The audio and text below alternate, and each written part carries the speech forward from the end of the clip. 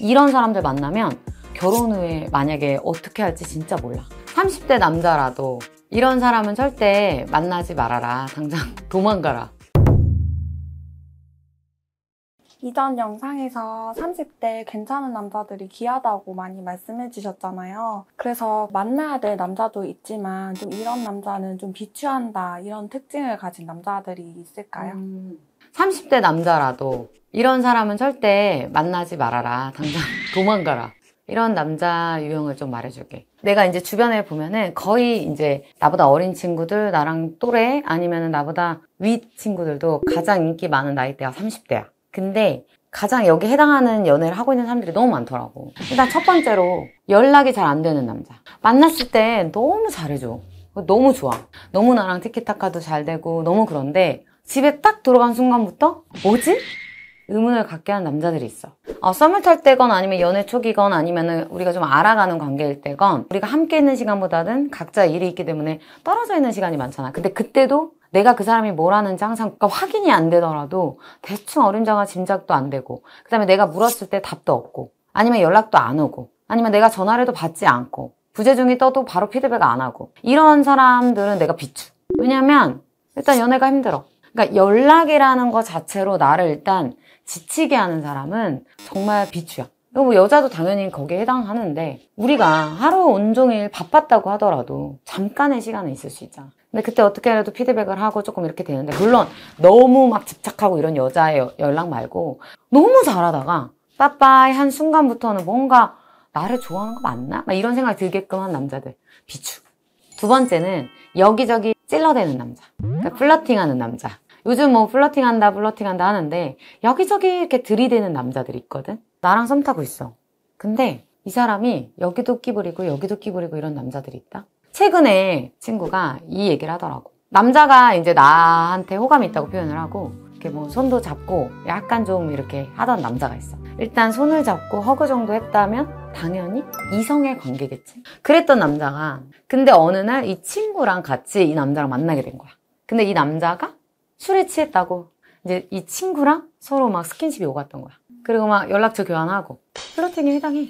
여기저기 이렇게 찔러보는 사람들이 있어. 심지어 내 친구까지 그런 대상으로 봐서 찔렀다는 거는 아무리 괜찮은 사람이라도. 왜냐면 시작부터 이렇게 삐그덕된 사람, 그리고 이렇게 끼가 잘잘잘 흐르는 남자는 결국 이걸로 사단이 나게 돼 있지. 그래서 대부분 그런 남자들 중에서 좀 매력이 있거나 조금 여자를 홀리는 재주를 가진 남자들이 많더라도 절대 내가 진중한 연애를 시작할 거면 절대 비추.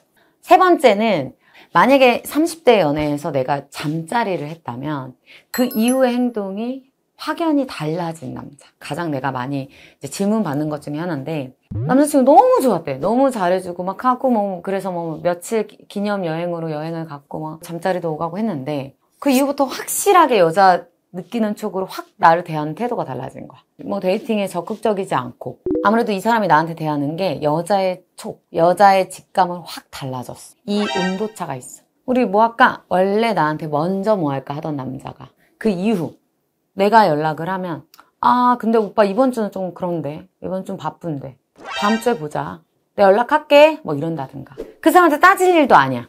이 사람은 절대 목적이 그거였을 확률이 높아. 그렇기 때문에 이런 사람도 절대 비추. 얘랑 뭐 할 거 다 했으니까.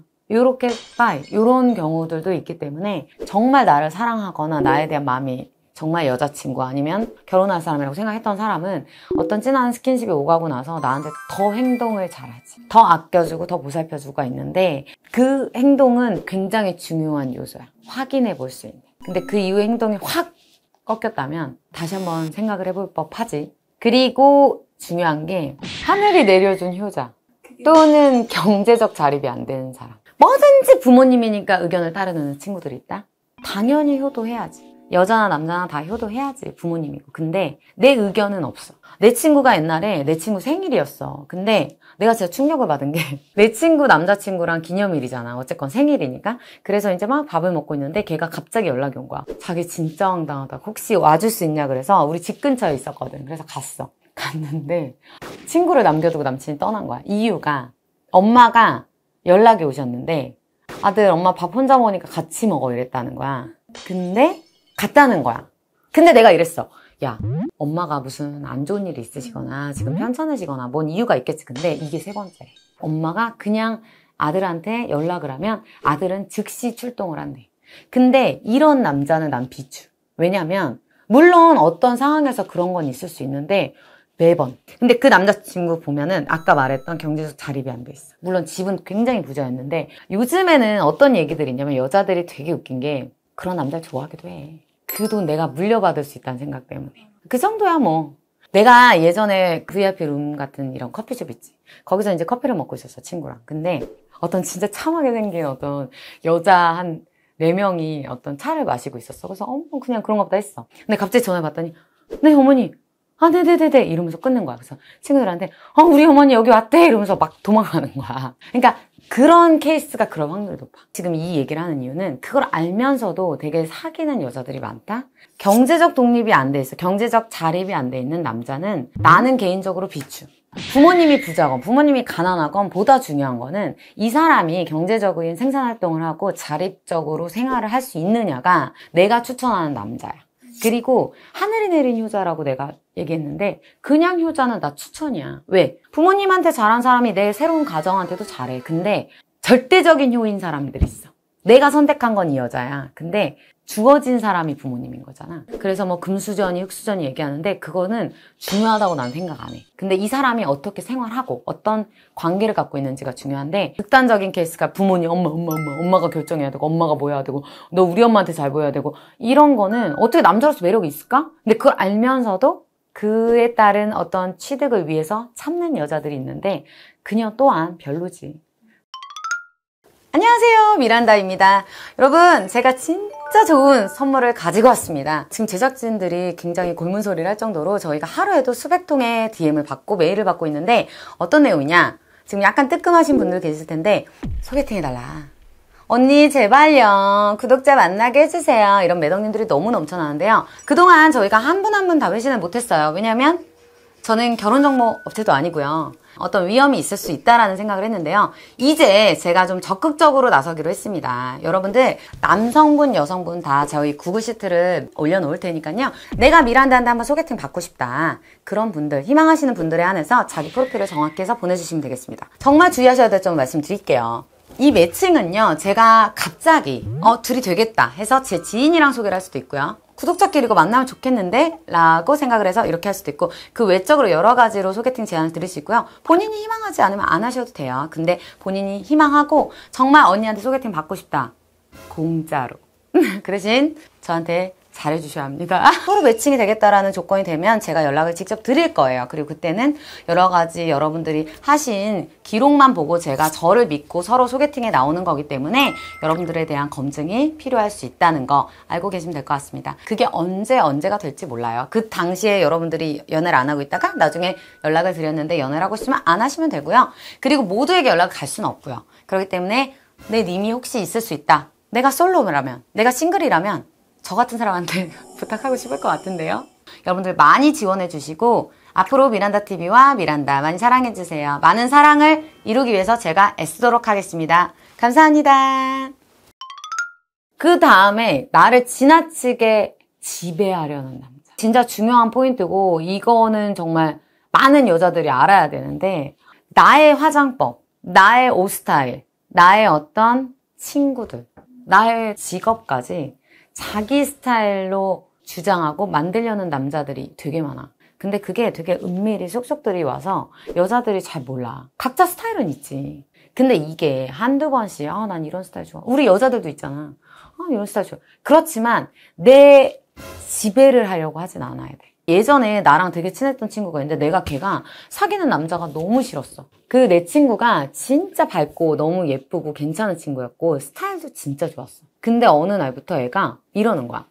야, 나 이거 구리냐? 맨날 이래. 뭐 사면은 야, 이거 귀걸이 좀 촌스럽네? 막 맨날 이래. 남자친구가 구리다고 했다. 남자친구가 이런 스타일로 했다. 걔가 되게 이상하게 스타일 바뀌는 거야. 그 사람에 있는 개성 그대로 인정을 하지 않고 우리는 그게 되게 불쌍해 보였어. 청바지에 티를 입어. 근데 난 치마만 입어야 돼, 여자는. 그래서 매일 치마를 입힌다던가. 여자도 마찬가지야. 그건 걔 스타일이야. 근데 이게 슬며시 내가 사랑하는 여자는 그런 스타일이야 라고 얘기하는 거 되게 가스라이팅이야. 그러니까 다들 몰라. 막 폭력적이고 이런 건 내가 너무 뻔하니까 얘기하지 않는 거야. 근데 이게 되게 안 좋은 거거든. 나를 지배하려는 거. 그리고 내 이상형 똑단발인데 자기 머리 좀 잘라봐. 야, 자른 게 훨씬 낫다. 막 이런 거 있지. 물론 내가 오빠 나 머리 잘라볼까? 근데 나도 안 그래도 자른 여자 좋아했는데 뭐 나 단발 되게 내 이상형이잖아. 막 이런 거 말고. 무슨 말인지 알겠죠? 네. 화장법도.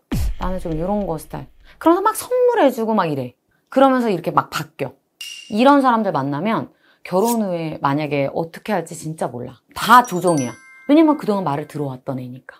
그래서 이런 사람 만나면 난 도망가라고 하지. 연애할 때 그런 사소한 부분이 보이면은 결혼하면은 더 심해지는 걸까요? 내가 늘 말하지만 연애할 때 까리한 모습은 결혼하면 핵폭탄처럼 10배가 돼. 10배, 100배가 되기 때문에 내가 이 찝찝한 포인트 있지. 이거는 절대 가져가면 안 돼. 콩깍지가 씌었을 때 어머 난 진짜 단점이 안 보여. 이런 상태에서 결혼해도 결혼은 현실이다 보니까 막 싸우고 별의별 이슈가 많이 터지는데 이런 부분은 굉장히 중요하죠. 왜냐면 이건 이 사람의 뇌구조의 문제야. 내 거니까 내 위주대로 해야 돼. 만약에 내가 결혼을 했어? 내 남편 그럼 내 스타일대로 돼야 돼? 아니야. 중요한 포인트가 아니잖아. 가치관 이런 문제가 아니잖아. 근데 그거를 주입시키고 마치 넌 내 여자니까 내 스타일 따라. 이렇게 말은 안 하지만 결국은 그 꼴로 가는 게 정말 문제 있는 태도다. 마지막은 요거랑 완전 상반된 건데 갈대 같은 남자. 방금 전 거는 완전 아집 이상을 넘어서 나를 지배하려고 하는 거고 이번에는 이 사람이 이랬다 저랬다 하는 거야. 이것도 너무 최악이야. 자, 어떤 남자 이런 사람 있다? 자기야, 우리 올겨울 결혼할까? 애기 2명 낳을까? 막 이래. 근데 한 다다음날 만나는데 누구 결혼식을 가거나 이런 얘기가 나왔는데 아이씨, 돈도 안 모았는데 뭔 결혼이야. 막 이런다든가. 나는 애는 좀 아닌 것 같아. 라든가. 어제는 했던 얘기랑 오늘 했던 얘기랑 완전 다르고 그 다음날 했던 얘기 다르고 막 이게 계속 바뀌는 사람들이 있거든? 줏대 없고. 이런 사람도 비추. 왜냐면 어떤 큰 결정을 하거나 어떤 것을 헤쳐나갈 때 너무 뚝심이 있지 않고 너무 왔다리 갔다리면 이 여자조차도 그런 얘기 몇 번 오가잖아? 그러면은 야, 말 같지도 않은 소리 하지 마. 이러고 넘어갈 거라고. 믿지도 않고 신뢰가 안 간다는 거지. 그리고 어떻게 이 사람을 의지하고 살겠니? 그래서 줏대가 너무 없는 것도 문제? 자기 주장이 너무 세서 나를 변화시키려는 것도 문제. 오케이? 제 친구들이 자주 저한테 물어봤던 게 남자친구랑 있는데 남자친구가 나와 있을 때 핸드폰 연락이 오면 계속 밖으로 나가서 통화를 하고 온대요. 근데 그게 한두 번이 아니라 계속 그런다고 하더라고요. 그래서 혹시 뭔가 이게 숨기는 게 있는 건지 아니면 진짜 비밀스러워서 어쩔 수 없이 나가는 거지 이런 행동은 어떻게 생각해요? 근데 이거는 정말 오해를 하면 안 되는 게 정말 내가 아는 비즈니스를 하는 사람들이거나 나조차도 업무 전화가 시시때때로 와. 그러니까 이 사람의 일의 특징에 따라서 좀 다른 것 같은데 FM적인 일을 하는 친구들한테는 이런 이슈가 거의 없겠지. 예를 들면 내가 9 to 6 퇴근하고 나서 별일 없고 그냥 뭐 차근차근 어차피 했던 표준적인 일을 하시는 분들은 딱히 이렇게 업무 전화가 퇴근하고 이렇게 오진 않거든. 근데 비즈니스라거나 아니면 어떤 프리랜서 아니면은 뭔가 이렇게 다양한 사람들과 미팅이나 영업직 뭐 이런 사람들은 시시때때로 연락이 오는데 그때 여자친구가 밥 먹고 있는데 여기서 통화할 수는 없단 말이야. 그래서 그것은 정말 일 때문에 하는 사람들이 많기 때문에 이거는 정말 함부로 오해하면 안 되는 포인트다. 그러면 나와 약속을 해놓고 뭔가 회사 일정이라든지 어떤 일이 생겼다고 자꾸 약속을 취소하는 남자라든지 아니면은 나랑 어디 놀러 가기로 했는데 그걸 좀 귀찮아한다든지 나와의 데이팅이나 나와의 만남 자체가 귀찮거나 좀 하기 싫게 느껴지는 거는 자기 착각이 아니라면 당연히 굿바이지. 아무리 잘났고 아무리 괜찮고 아무리 핸섬하고 아무리 돈 많은 남자라도 나와의 만남 자체를 즐거워하지 않고 나와의 만남 자체를 루즈하고 안 하려고 피한다면 그 사람을 만날 이유가 뭘까 있을까? 근데 일 때문에 몇 번 취소하는 건 당연히 이해해줘. 나는 친구 그냥 동성 친구 간의 만남에서도 얘가 일 때문에 늦는다 얘가 일 때문에 뭐 한다 그러면 굳이 의심하지 않아. 의심하면 끝도 없어. 그러니까 그런 거는 정말 좀 배려를 해줘야 된다. 다만 내가 귀찮아서 하는 게 느껴지거나 좀 내 만남을 소중히 안 한다면 가차없이 아웃.